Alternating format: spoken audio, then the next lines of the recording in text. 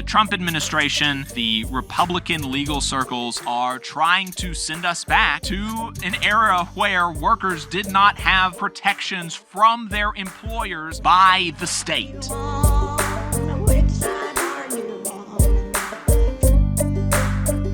So the big labor news this week is that the Fifth Circuit Court of Appeals ruled that the structure of the NLRB is unconstitutional.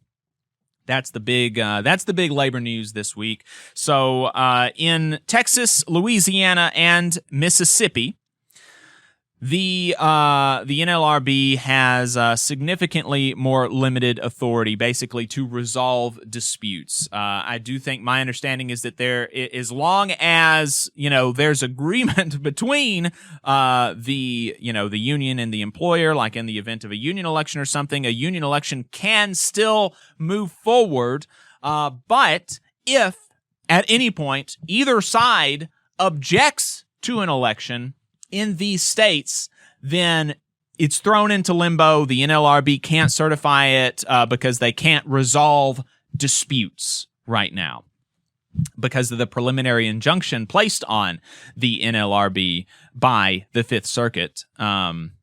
And it's really, really bad. It's really frustrating. And so I've been, I'm a big reader of Matt Bruenig, particularly when it comes to analysis of labor law. Matt Bruenig is a former NLRB attorney, worked for the NLRB, and now he has a private sector employee labor law practice. So he still interacts with the NLRB on a regular basis. That's his job. And, he's really well read up on this sort of stuff. And so I trust his analysis, pretty much as much as I trust anybody's analysis on anything. And, his take is that basically, let me explain to you the background of the background of the case first, and then we'll go into his analysis. That'll help people. That'll help folks, I think, get an idea of what the facts of the case are and everything, and how this came up. So, the background of this case is that employers, including SpaceX, but several employers, I think Trader Joe's is even one of these, employers faced unfair labor practice charges before the NLRB.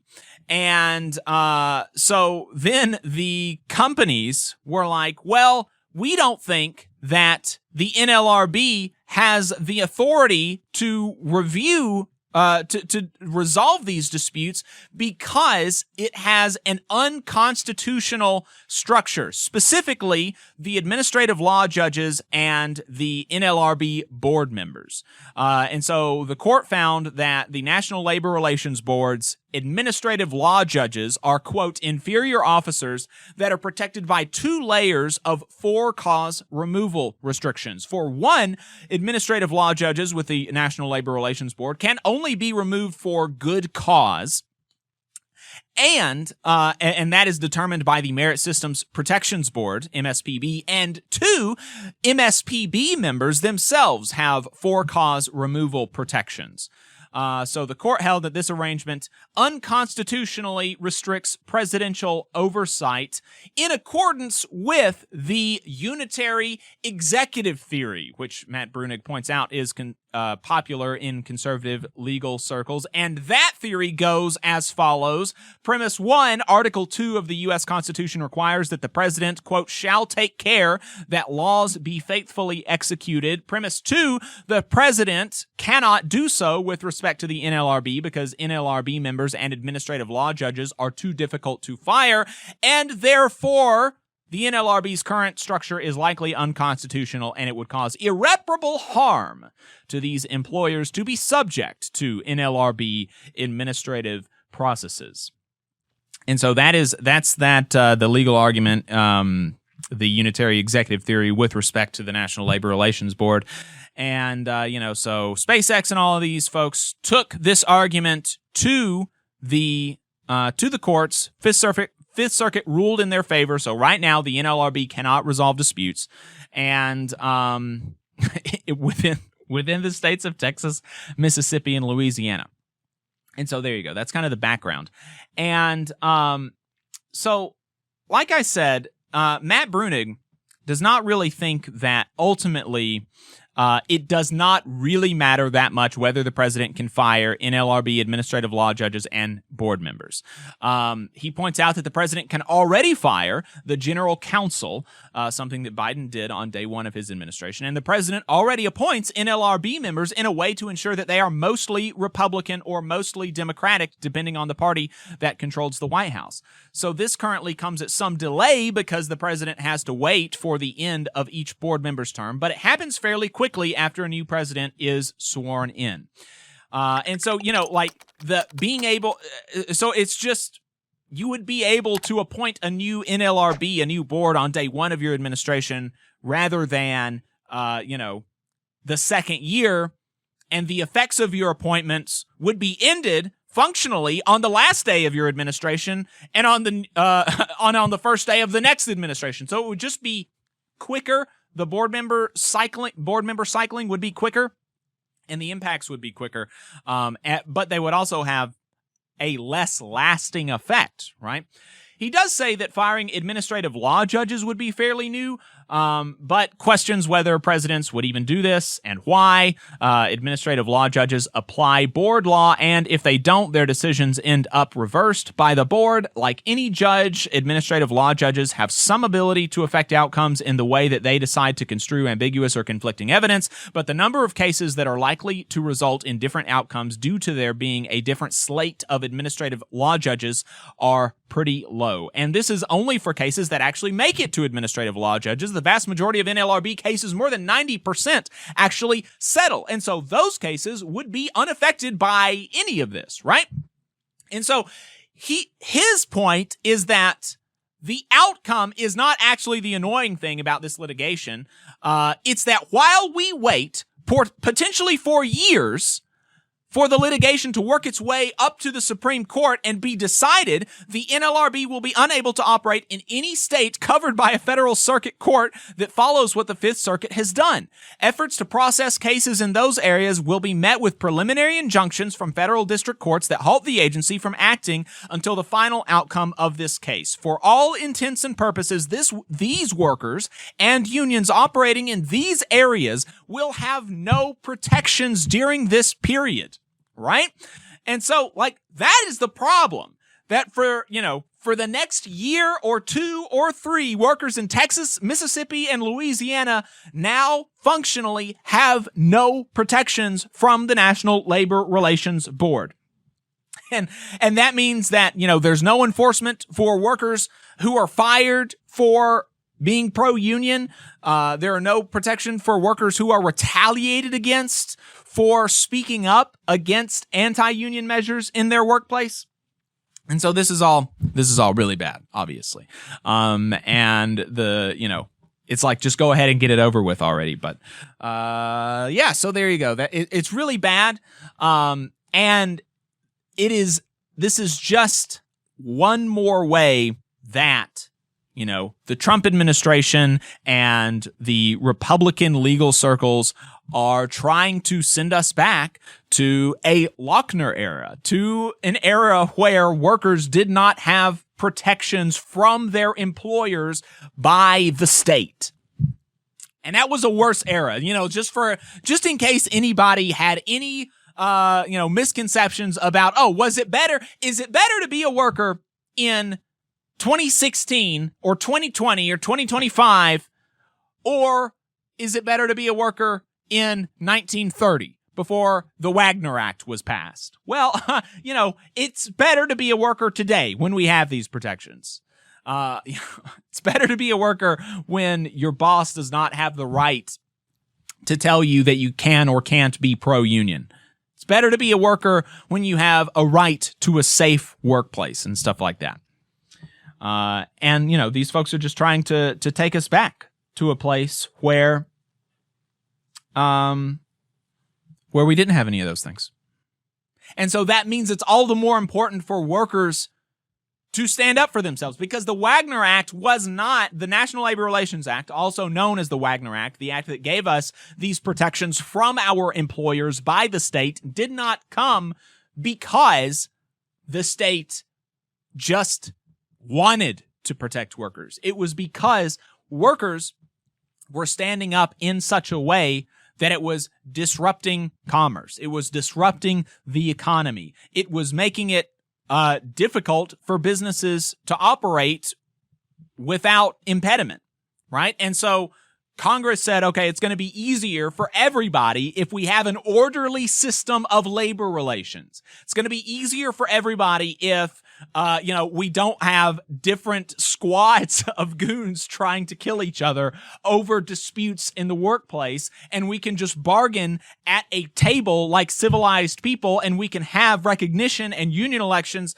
It's going to be better for everybody if we have those sorts of things. Hey, 5 seconds. Just wanted to say that this is only possible because of our donors. If you want to see more of this, then consider donating yourself at tvlr.fm/donate. Yeah, can I just add here? I think, we can look back at this history of the last 80 years or so and see that it was an attempt to try to bring more labor peace. Because to your point, part of the motivation in passing the Wagner Act was the massive wave of organizing and strike activity across the country. And so, I can only assume that the Elon Musk of the world believe that they can shred labor law and totally, trash what has been in place for decades now, because they don't think we can respond. Mm-hmm. They don't think that we're going to do anything about it. They think that they can get away with it and assume that we are too weak and too disorganized and too divided to fight back. And, that's something we have to be wrestling with as a labor movement. What if collective bargaining and the NLRB, and what if that whole framework we've been using for all these years is no longer in effect? What if it is no longer operable? What if that's no longer the route we can take? And when you start looking at it, then where does that leave us, right? We could just give up, right? That's an option, I guess. We could just turn in our union cards and live at the boss's whim and go back to that era. Or we can organize regardless of what the law says, and organize to build strike power, because ultimately it's our labor that powers the economy, right? It's our labor that generates the profits. So when we are organized enough to be able to withhold our labor collectively and strategically, that is a really powerful tool. It's what won us these laws in the first place. So, I think we have to be wrestling with that as a labor movement and as working class people more broadly. How do we recapture that energy that we had in the 1930s that was able to push back?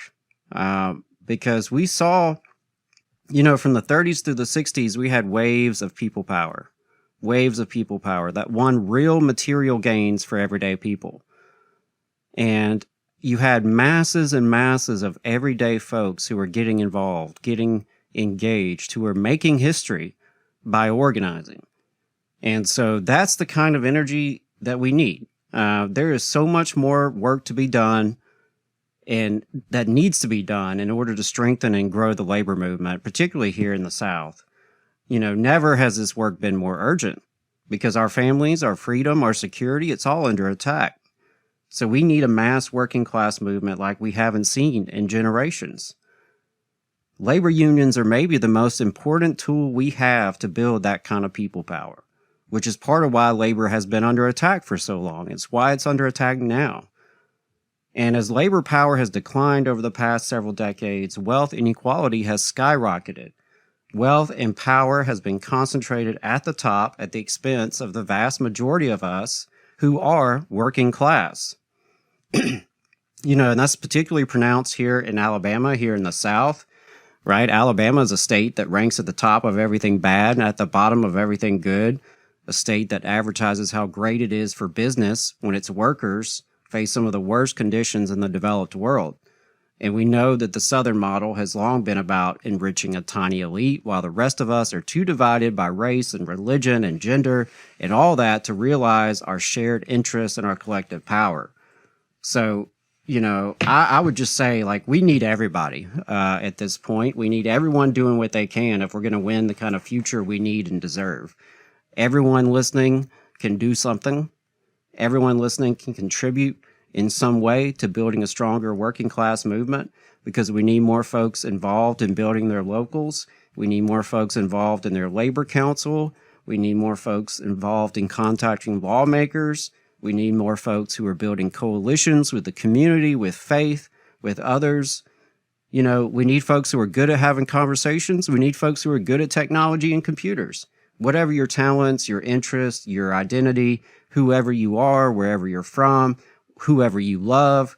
If you're a worker, we have a place for you in the labor movement, and we need you because it's going to take all of us across all of that diversity of the working class. It's going to take all of us united in solidarity to overcome these challenges. We have an old saying in the labor movement that an injury to one is an injury to all. And some of us really do believe that. And that means we have each other's back as working people. When one of us is under attack, we're all under attack. And it's not just that our pay and our benefits and our working conditions are connected. Our very lives and destinies are connected. Throughout our history, change has typically come from the bottom up. Every right, every benefit, every freedom, it has taken organized people, everyday people, organizing to fight and win those. And that's what it's going to take now. If we're going to get through the multiple layers of crisis that are bearing down upon us. And I would just say that the powers that be, they can change the laws. They can stack the courts. They can rip up our contracts. But we cannot allow them to take our solidarity. Where two or more workers gather in the name of solidarity to advance their collective interest, we have a union. And even if it isn't recognized, even if there's no collective bargaining agreement, even if there's no legal right to strike, we can have a union just like we've had unions well before we had any of those other things. Unions are a tool. Unions are an instrument of our democratic power as workers, and rebuilding union power is central to not only defending what we have and preventing things from getting worse, but central to truly winning liberty and justice for all. And if we're really about that in this country, we have to rebuild union power and take on these challenges to become better and stronger, more militant, more democratic, with more people power. You just saw a clip from the Valley Labor Report. We are live every Saturday morning from 9:30 a.m. till 12:30 p.m. And we pride ourselves on keeping all of our content free to everybody so that we can talk to as many working folks as possible. If you support the work that we're doing, you think that it's important, you think that it's good, then consider making a monthly contribution to the project, and you can do that on our website, tvlr.fm.